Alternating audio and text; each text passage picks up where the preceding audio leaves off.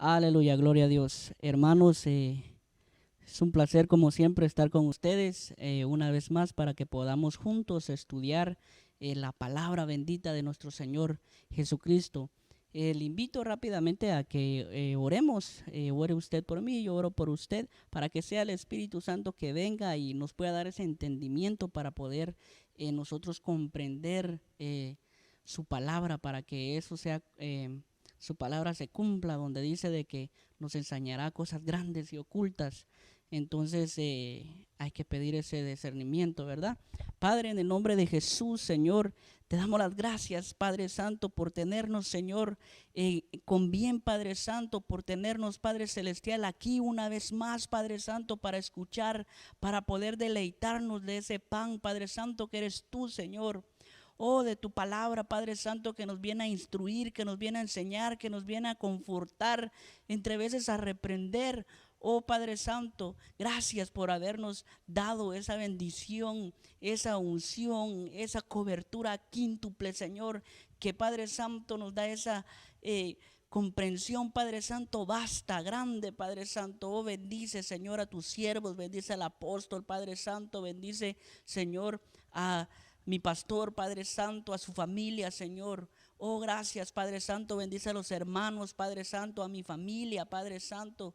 Oh, bendito y alabado eres, Señor. Envía tu Espíritu Santo, Señor, para que sea Él, Padre Santo, que nos abra nuestro entendimiento, nuestros ojos espirituales, Padre Santo, que ponga palabra en mis labios, Padre Santo, para tu pueblo, Señor, no para gloria mía, Padre Santo, sino para rectitud de tu pueblo, Padre Celestial. En el nombre de Jesús te lo pido, Señor. Amén. Bueno, hermanos, en esta ocasión vamos a seguir con lo que es la doctrina básica. En esta oportunidad a mí se me delegó el tema de la preexistencia del arca de pacto.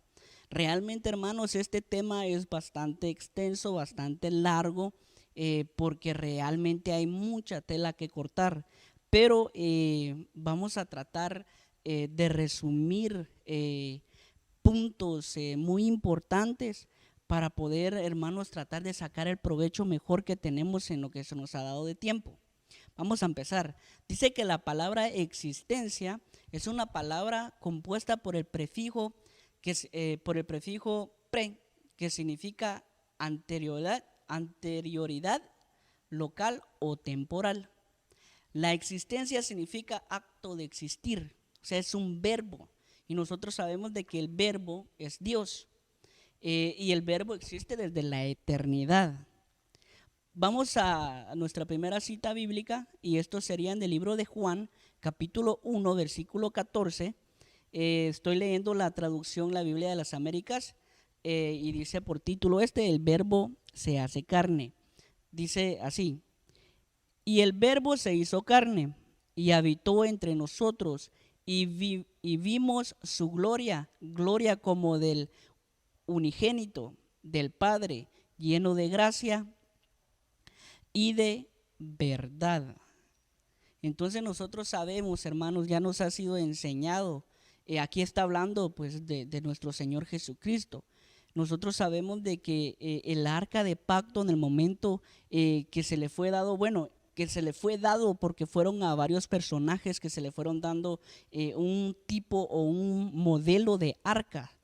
Entonces nosotros sabemos de que también existe pues arcas terrenales, también existe el arca celestial, el cual nos habla en Apocalipsis 11:19.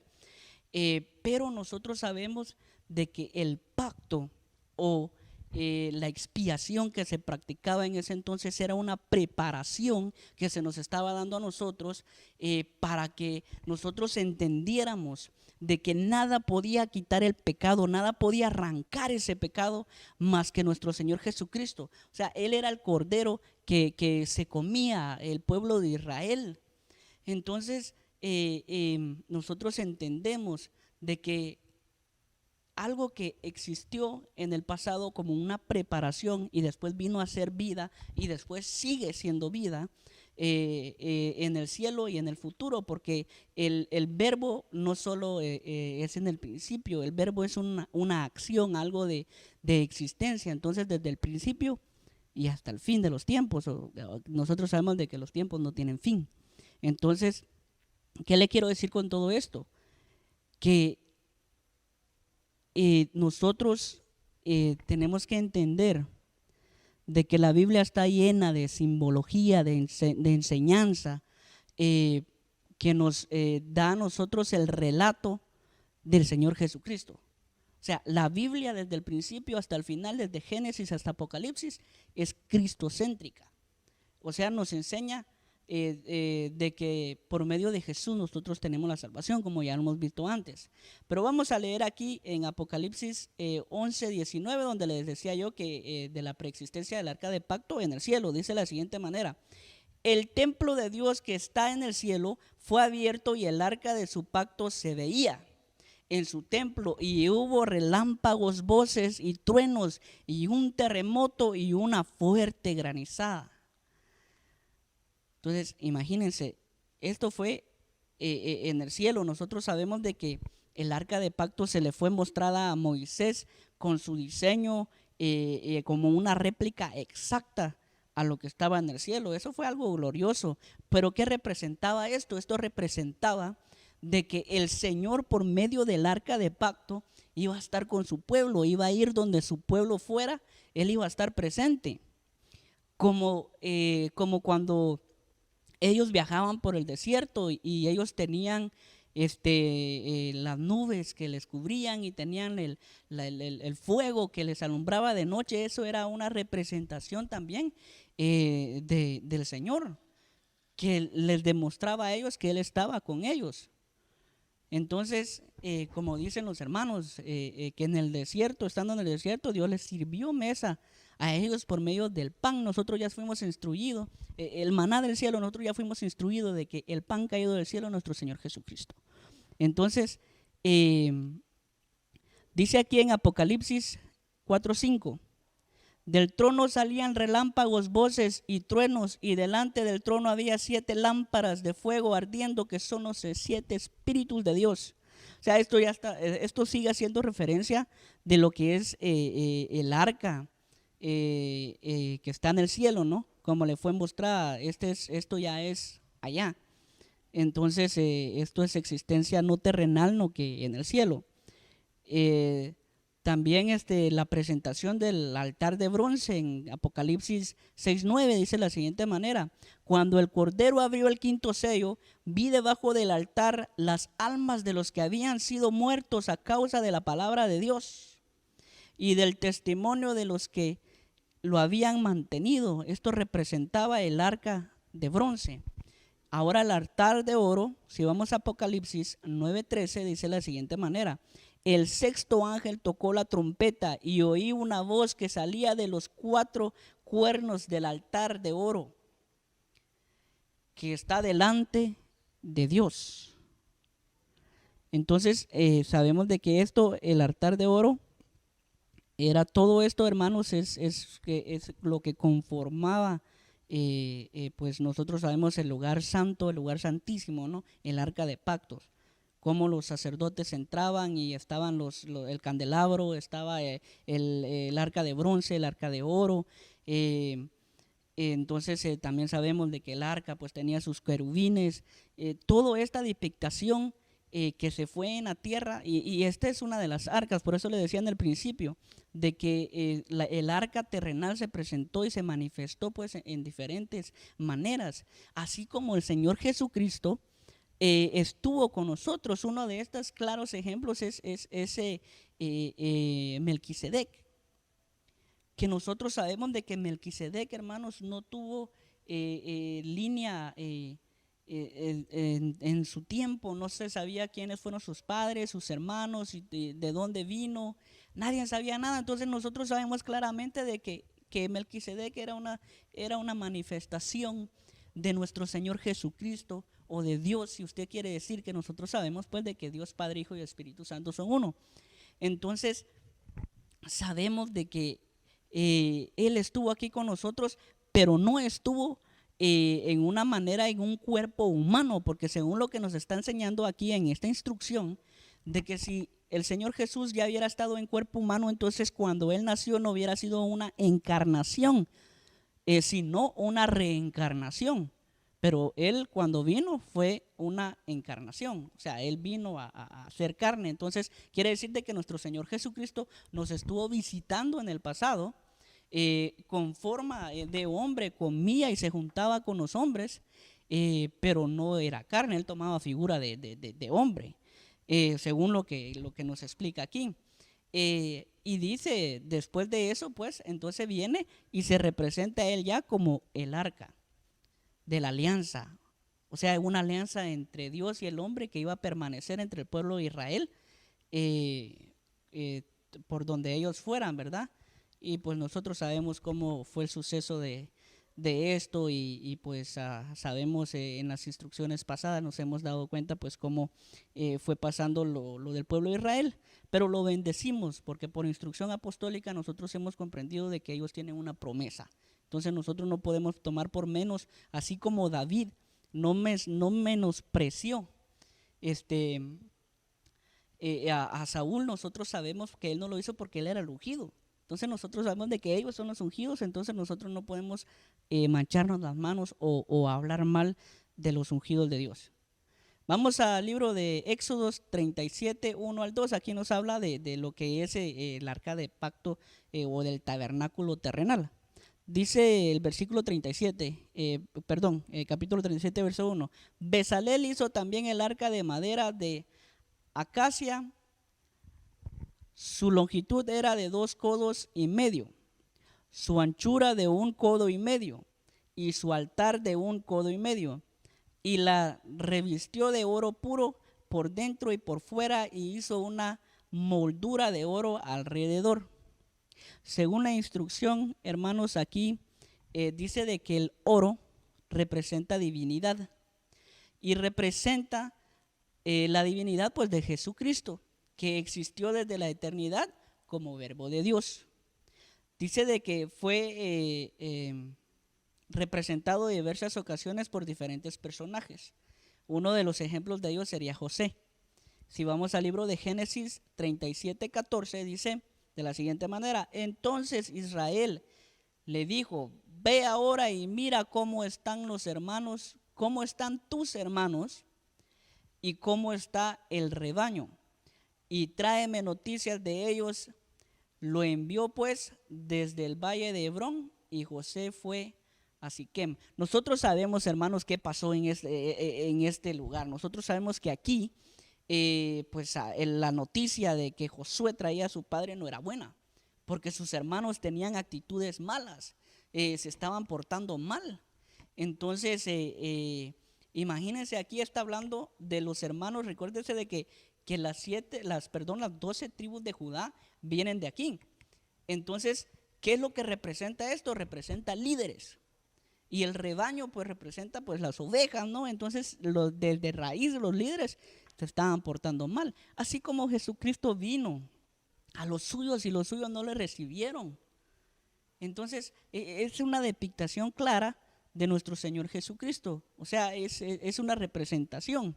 Vamos al libro también de Romanos 3:23, dice de la siguiente manera: por cuanto todos pecaron y no alcanzaron la gloria de Dios. Entonces, este es un informe. Vamos a leer Miqueas 5:2, perdón. Dice de la siguiente manera: pero tú, Belén, Efrata, aunque eres pequeña entre las familias de Judá, de ti saldrá el que ha de ser gobernante en Israel, y sus orígenes son desde tiempos antiguos, desde los días de la eternidad. Entonces está hablando de quién, hermanos, de nuestro Señor Jesucristo. Entonces es hermoso, hermanos, cómo nosotros llegamos a tener este entendimiento, esta sana doctrina que nos enseña, hermanos, de que no importa los vientos que se muevan, las palabras que se muevan, la gente que venga a tratarte de confundir, a decirte de que que Dios no existe, que Dios no es verdadero, hermano, nosotros tenemos esa unción, es ese gran privilegio de tener esa fe que ha sido activada por nosotros y de no ha sido activada y manipulada, porque una fe manipulada, hermanos, se pierde. Nosotros hemos sido instruidos de la manera correcta. Nosotros sabemos que tenemos esa mano quíntuple. O sea, ¿qué significa esto? Que nosotros no solo creemos de un dedo de la mano, por ejemplo. Nosotros no solo creemos de que existe el pastor y ahí estuvo, y ahí cortamos la bendición, porque todo tiene su límite. Entonces nosotros creemos pues en los 5 ministerios, entonces nos llenamos de cada uno de ellos, entonces nosotros estamos siendo dotados de esa información santa. Pero volvamos aquí, dice que un ejemplo de las visitas de Dios, dice ese sacerdote Melquisedec, como le decía yo previamente, dice que en es descrito sin principio de días y sin fin de días, sin padre, sin madre, sin genealogía.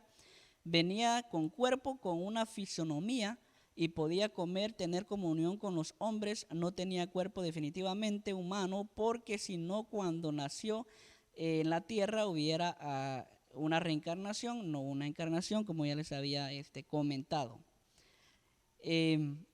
Vamos a ver aquí cómo en el libro de Segunda de Tito nos habla pues cómo la palabra de Dios fue creada, pensada, elaborada en la mente de nuestro Dios para que todo se fuera dando conforme Él lo quiso de esa manera. Entonces dice en 2 Timoteo 3:16, toda escritura es inspirada por Dios y útil para enseñar, para reprender, para corregir, para instruir en justicia. Qué tremendo, dice, toda escritura es inspirada ¿por quién? Por Dios. Él lo pensó, lo meditó, Él quiso de que esto así fuera. Somos un plan perfecto. Y vamos a ver cómo aquí una referencia clara de nuestro Señor Jesucristo, siendo Él pues la culminación, por decirlo así, o realmente a lo que fue instruido en el Viejo Testamento, porque eso que le vengan a decir de que del Viejo Testamento solo narra cosas que para los hebreos y que no tiene nada que ver con Jesucristo, pues aquí estamos viendo que eso no es así. Representado, Jesús estuvo en la tierra representado por hombres, representado por el arca de pacto, representado como el pacto viviente. Entonces vamos a leer aquí, y esto está en el Viejo Testamento. Vamos al libro de Isaías, un profeta poderoso, Isaías 53. Leamos el capítulo, vamos a leerlo porque me llena de gozo, la verdad. Yo sé que no tenemos mucho tiempo, pero me llena esta palabra, la verdad. Isaías 53, versión la Biblia de las Américas, dice de la siguiente manera: ¿quién ha creído a nuestro mensaje? ¿A quién se le ha revelado el brazo del Señor? El poder del Señor, dice en otra versión. Creció delante de él como renuevo tierno, como raíz de tierra seca. No tiene aspecto hermoso, ni majestad para que le miremos, ni apariencia para que le deseemos. Una persona humilde. 3, dice, fue despreciado y desechado de los hombres, varón de dolores, y experimentado en aflicción, y como uno de quien los hombres esconde el rostro, fue despreciado y no le estimamos. 4, ciertamente Él llevó nuestras enfermedades y cargó nuestros dolores, con todo nosotros le tuvimos por azotado, por herido de Dios, afligido, mas fue herido por nuestras transgresiones, molido por nuestras iniquidades. El castigo por nuestra paz cayó sobre él, y por sus heridas hemos sido sanados. Todos nosotros nos descarriamos como ovejas, nos apartamos cada cual por su camino, pero el Señor hizo que cayera sobre él la iniquidad de todos nosotros. 7 dice, fue oprimido y afligido, pero no abrió su boca, como cordero que es llevado al matadero, y como oveja que ante sus trasquiladores permanece muda. No abrió él su boca. Por opresión y juicio fue quitado. Y en cuanto a su generación, ¿quién tuvo en cuenta que él fuera cortado de la tierra de los vivientes? Por la transgresión de mi pueblo, ¿a quién correspondía la herida? ¿A quién correspondía la herida? Pregunta aquí. Se dispuso con los impíos su sepultura, pero con el rico fue su muerte. Aunque no había hecho violencia ni había engañado su boca, pero quiso el Señor quebrantarle, sometiéndole a padecimiento cuando él se entregue a sí mismo como ofrenda de expiación. ¿Qué dice aquí? Está hablando, hermanos, de lo que se llevaba a cabo en el tabernáculo, está hablando del arca, cómo el Señor Jesús fue llevado, y nosotros sabemos aquí, hermanos, perdón que paré ahí, pero es importante que veamos todo lo que estamos leyendo, porque imagínense, el profeta Isaías está hablando de nuestro Señor Jesucristo y de todo lo que Él iba a padecer. Nosotros sabemos de que el Señor Jesucristo dijo de que Él tenía que hacer todo para que todas las palabras de los profetas fueran cumplidas conforme ellos lo dijeron. Entonces, ¿qué quiere decir esto, hermanos? Que imagínense la revelación profética, la intimidad con Dios, que él ya sabía, él le estaba diciendo al pueblo lo que ellos iban a hacer y terminaron haciendo exactamente lo mismo. Entonces, pero aquí dice, ¿por qué dice aquí? En el 10 dice, se entrega a sí mismo como ofrenda de expiación, porque nosotros sabemos de que Él murió por nosotros y Él es el pan que nosotros comemos para que nosotros podamos morir junto con Él, porque dice que aquí dice que Él fue herido, fue tomado por menos, varón de dolores. Él dice de que con su boca dice que Él no pecó, que Él llevó todo lo que nosotros debíamos de haber ser juzgado. Dice mi pueblo, dice aquí, que debería de ser pagar por esos pecados, pero Él vino a pagar por los pecados de ellos. Vamos a seguir aquí en el 11. Dice, debido a la angustia de su alma, Él lo verá y quedará satisfecho por su conocimiento. El justo, mi siervo, justificará a muchos y cargará las iniquidades de ellos. Por tanto, yo daré parte con los grandes y con los fuertes repartirá despojos, porque derramó su alma hasta la muerte, y con los transgresores fue contado, llevado él el pecado de muchos, e intercedió por los transgresores. O sea, más claro aquí, hermanos, no puede estar. O sea, nuestro Señor Jesucristo ha sido y siempre será, hermanos, lo que nos habla las escrituras desde los principios hasta el fin, porque nuestra meta, hermanos, es llegar a formar o a terminar el cuerpo de Cristo. O sea, nosotros somos el cuerpo y Él es la cabeza, entonces nosotros tenemos que llegar a esa culminación donde nos volvemos completamente uno con Él. ¿Cómo? Actuando, haciendo las cosas que Él nos ha enseñado por medio de los 5 ministerios, por medio de su mano. O sea, nosotros tenemos que llegar a esa estatura del varón perfecto. Nosotros sabemos de que la perfección va a ser completada cuando estemos frente a Él, pero nosotros tenemos que caminar, nosotros tenemos que ir acelerando ese paso para permitir de que esto sea dado.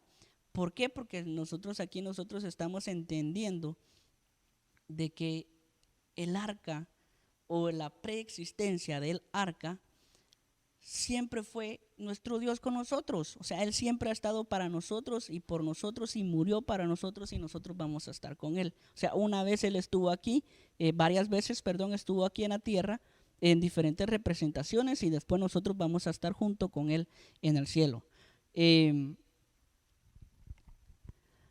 Vamos a leer el libro de Romanos 1:3.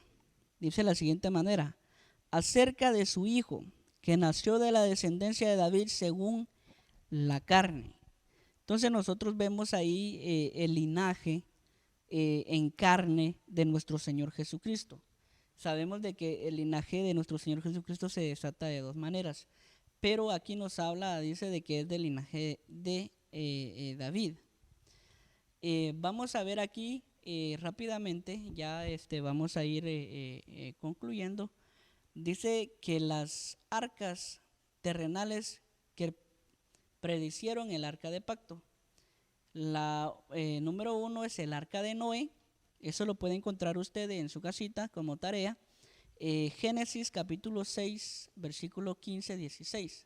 Habla del arca de Noé y cómo fueron las especificaciones dadas. Nosotros sabemos de que en esa arca, los propósitos de las arcas, ¿cuál es el propósito de las arcas? En el arca de Noé, el propósito fue salvar el linaje puro del humano. Se salvaron 7 de ellos, ¿no? Con Noé. Entonces nosotros sabemos que pasó el gran diluvio y pues fueron salvos adentro del arca. El arca de José, quien sabemos nosotros de que salvó a su pueblo, quien fue llevado pues por medio a de los sueños. Dice, aquí estaba leyendo la explicación y decía de que cómo era de que él ya pues tenía ese don de discernir los sueños y después viene, le discierne el sueño al faraón y después es tomado con una gran responsabilidad en Egipto y eso les trae prosperidad a su pueblo. Entonces ahí vemos otra vez intercediendo, estando con ellos, o sea, es Dios que está con nosotros. El arca de Moisés, eso lo puede encontrar en Éxodo 2:3 o en Éxodo capítulo 2, puede leer todo el capítulo. Nosotros sabemos de que pues ya a Moisés se le fue mostrado ya con esa exactitud el arca. ¿Y para qué sirvió el arca? El arca sirvió para sacarlos, para que Dios morara con el pueblo de Israel en la tierra. Su espíritu ya moraba con los hombres. Dice aquí que los religiosos de la época antigua no comprendieron que el Señor Jesús era el Hijo de Dios. Por eso acordaron matarlo. Dice, actuaron de esa forma porque sus sentimientos estaban velados. Actualmente todavía hay personas que no reconocen a Cristo como Dios. Entonces, eso nosotros sabemos, hermanos, de que hay mucha gente incrédula, hay mucha gente por este montón de falsas doctrinas, este montón de enseñanzas, hermanos, que se han levantado y que le han prestado, porque qué tan fácil es, hermanos, realmente que uno preste oído a cosas que no tienen validez. El otro día estaba escuchando yo a un hombre que estaba diciendo una sarta de mentiras, un montón de cosas, hablando contra los siervos de Dios, diciendo, y esto es lo tremendo, que usan las escrituras para confundir al pueblo de Dios, diciendo esto no existe y esto es hasta dicen, se atreven a decir que es del enemigo, hermanos, cuando nosotros no sabemos de que en Efesios capítulo 4 versículo 11, hermanos, usted lo lee ahí, nosotros nos damos cuenta de que la mano poderosa está con nosotros y que fue designada o asignada para que le diera pulición al cuerpo de Cristo, para que fuese preparado. ¿Qué significa esto, hermanos? Significa de que nosotros tenemos que ser preparados por medio de esa mano hasta que venga Jesucristo, hasta que el cuerpo se una con la cabeza. O sea, nosotros no podemos decir de que solo existió en este tiempo y en el otro tiempo no, porque Jesucristo es el verbo, Él existió desde antes y va a existir todo hasta la eternidad. Entonces, con eso nosotros sabiendo de que la preexistencia del arca de pacto fue necesaria para que Dios morara entre el pueblo. Y ahora nosotros sabemos de que esa arca o ese velo fue cortado por medio de nuestro Señor Jesucristo y por medio de Él nosotros tenemos acceso directo a Dios, lo cual nos convierte a nosotros sumos sacerdotes. Esto realmente, hermanos, es algo glorioso, es algo espectacular, algo que yo me gozo porque digo yo, cómo es Dios de hermoso, cómo es Dios en sus planes.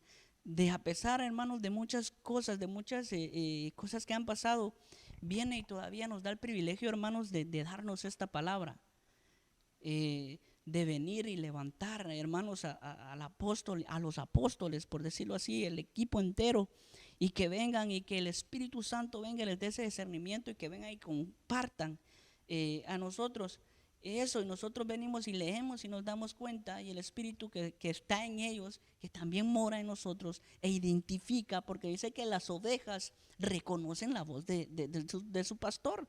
Entonces nosotros venimos, identificamos y sabemos de que esto viene de nuestro Dios. O sea, no hay duda alguna. Yo le puedo decir de que esto es legítimo y está basado plenamente en la palabra. Yo no estoy aquí para convencer a nadie, simplemente les estoy diciendo que no pongamos oído a las falsas doctrinas que no tienen base bíblica. Basémonos en la Biblia, hermanos. La Biblia es nuestra roca, la palabra es el poder. Dios no usa la magia. Dios, no crean de que dijo Shazam y apareció el mundo, fue su palabra. La palabra de Dios es el poder. Él dijo se hace el día, se hace la noche y se hizo. No fue obra de magia. Es la palabra del Señor la que tiene el poder. Por eso es de que nosotros, lo que nosotros confesamos con nuestra boca, tiene poder. Para terminar, vamos a leer el libro de Juan, capítulo 9, versículo 41, dice de la siguiente manera: Jesús les dijo, si fueras ciegos, no tendrías pecado, pero ahora, porque decís vemos, vuestro pecado permanece. ¿Qué significa esto, hermanos? Hay que tener mucho cuidado, porque la palabra de Dios se nos fue dada y nosotros sabemos, si nosotros no le prestamos oído o la importancia que esto se merece, entonces las consecuencias van a ser pues las que ustedes ya conocen. Entonces tenemos este conocimiento hermoso, poderoso, hay que abrazarlo, hay que meterlo en nuestras vidas. Yo sé que es difícil, hermano. Aquí todos estamos, como decía uno de los hermanos que predicaba para la Santa Cena, este es un hospital para enfermos. Aquí no viene gente sana, el Señor viene a curar. Entonces hay que abrazar esta información, hay que tomarla, hay que hacerla rema en nuestra vida y hay que empezar a vivir para que nosotros podamos, pues hay que empezar a vivir en Cristo, para que realmente nosotros empecemos a vivir. Bueno, hermanos, hasta aquí llegamos con este tema. Espero pues se sigan gozando pues yo sé que ya hubo una prédica antes que esta, y pues también en la próxima que viene, pues se sigan gozando, se siguen llenando esa información de nuestros hermanos que Dios les ha dado también pues ese privilegio hermoso, ¿verdad? Vamos a orar y vamos a sellar esta palabra en el nombre de Jesús. Padre, gracias, Señor, por habernos traído, Padre Santo, en este lugar, en este momento, en este preciso instante, Señor, para podernos dar a entender, Señor, que tú has existido, Padre Santo, desde los principios de los tiempos, Señor, hasta, Padre Santo, la eternidad, de que tú, Padre Santo, eres, Señor, el pacto, el nuevo pacto, Señor, que nos une directamente con el Padre, que ese pacto que fue, Padre Santo, dado a los hombres en tiempos pasados, Señor, viene, Señor, a ser reemplazado por algo mejor, por algo con más beneficios, con algo glorioso, Padre Santo. Gracias, Señor, por dar, Padre Santo, a tu Hijo, Señor, ese discernimiento de la palabra que nos comparte, Padre Santo. Bendícelo, Padre Santo, bendice a su familia, Padre Celestial, bendice al ministerio entero, Padre Santo, bendice a todos tus hijos que componen, Padre Santo, el cuerpo, Padre Santo, que un día, Señor, y muy pronto sabemos, Señor, y así lo declaramos, que estaremos junto contigo, Señor. Bendito y alabado eres. Gracias, Señor. Bendice a mis hermanos que están viendo desde casita o donde quiera que se encuentren con sus celulares, Señor, o sus televisores o computadoras, Padre Santo, conectaditos, Padre Santo, escuchando tu palabra para ser instruidos, para ser guiados, para no ser engañados, Señor. Bendícelos de gran manera. Oh, pon en ellos, Padre Santo, un reposo en su corazón, una paz que solo puede venir de ti, Padre Santo. Oh, los bendigo en tu nombre, oh Jesús. Gracias, Padre, gracias, Hijo, gracias, Espíritu Santo. Amén. Dios les bendiga, hermanos.